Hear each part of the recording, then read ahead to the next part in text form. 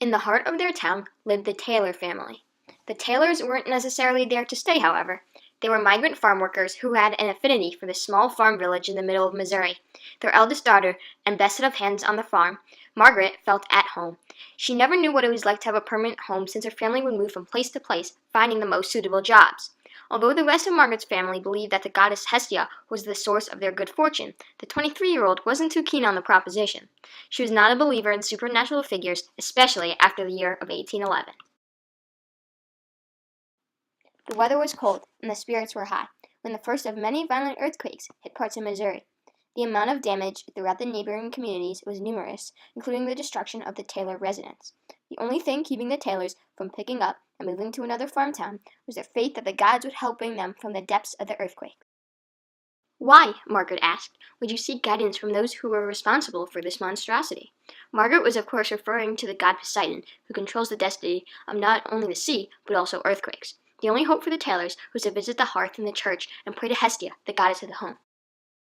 The Taylor parents needed to deal with other matters, so they sent Margaret and her younger brother William to appease the fire of Hestia. Margaret had the brains, and William had the little boy charm and the ability to keep his older sister in line. "There's no need for this," explained Margaret. "Hestia will not be able to rebuild our house. We need to get to work by starting the frame of our house."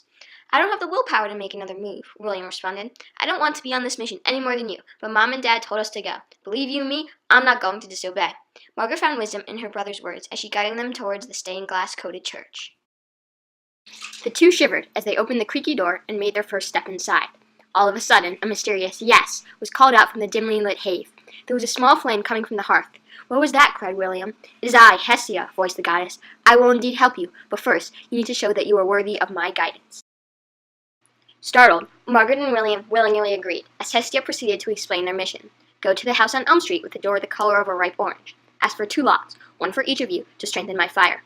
The owner of this home have already been notified about your visit. Just bring the logs back to me, and I will help your family obtain a new home." "That seems easy enough," Margaret thought. "One last thing," proclaimed Hestia. "You must not provoke the inhabitants of the home to enter the door. You must wait patiently until the door is open." "But," protested Margaret, "no buts. Go on, children. I want to see a log in each of your youthful set of hands," Hestia instructed. Margaret and William departed the church in search of the house on Elm Street with the orange door. "It's freezing out here," Margaret exclaimed. "We can't possibly wait out here. It could be hours until the door is open." William became the voice of reason, as he told Margaret that one must never defy the gods. Margaret had the book smarts, yet William had emotional intelligence, as he possessed the virtue of patience at such a young age. Margaret was a highly capable individual, however. She did not excel in patience, or lack thereof. After only 15 minutes, Margaret and William gave in to the temptation of announcing their presence. Back in those days, every door in the town was open for visitors, and it was customary to just walk in. Margaret and William decided not to be so outwardly rude, so they devised a new plan. "What do we do now, Margaret?" William inquired. Margaret responded, "I have an idea." Since the bright orange door was made of wood, Margaret thought that all they had to do was bang their fists against the door in order for the people inside to hear them. William countered with the proposition of making a noise that sounded like ding to attract the attention of those inside. Margaret told William to respect his elders, as she put her own idea to the test. "Knock, knock, knock," the door sounded. A few seconds later, an elderly man appeared at the door. "May we please have 2 logs of wood?" they asked in unison. The old man complied, and came back with 2 healthy-looking logs. The 2 Taylors thanked him, and began on their way back to the fire of Hestia. As they were out of earshot of the house, Margaret articulated, "See, nothing happened. Hestia was not serious when she said we had to wait in the cold until the old man voluntarily answered the door." "You are right," uttered William. As the 2 were approaching the church, Margaret noticed something on her hands. "What is this?" shouted Margaret. William took a look at her hands and questioned, "Why are your knuckles orange?" Together, Margaret and William realized that the orange color came from the paint of the door on which Margaret knocked. Margaret and William had not noticed it, but the door of the house they went to was freshly painted. They tried all they could to get the paint off, but it was not relenting. They both convinced themselves that Hestia would not notice the color, as the room was so dimly lit. Finally, Margaret and William piled up enough courage to enter the church. They tried to conceal their nerves, as this was a pivotal moment for the future of the Taylor family. As soon as Margaret and William stepped foot in the room with the fire ablaze, the mysterious voice belonging to Hestia reverberated once again.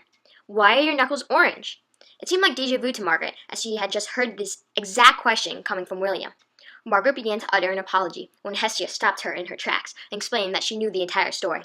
Margaret and William pleaded for Hestia's forgiveness, but Hestia was not ready to accept any apologies. As a punishment, Hestia took Margaret's spirit and admitted her impatient qualities into every household's door. Now, every time that someone is approaching his neighbor's door, a minute portion of Margot's impatience escapes from the door and enters the body of the person waiting at the door, which urges him to employ the knock. William's punishment was seen as less severe at the time, but it ended up becoming the basis of new technology. Hestia let William live as a mortal for another 20 years, but in 1831 she transformed William's body into the doorbell. The doorbell came equipped with a ding sound, as that idea originated with William.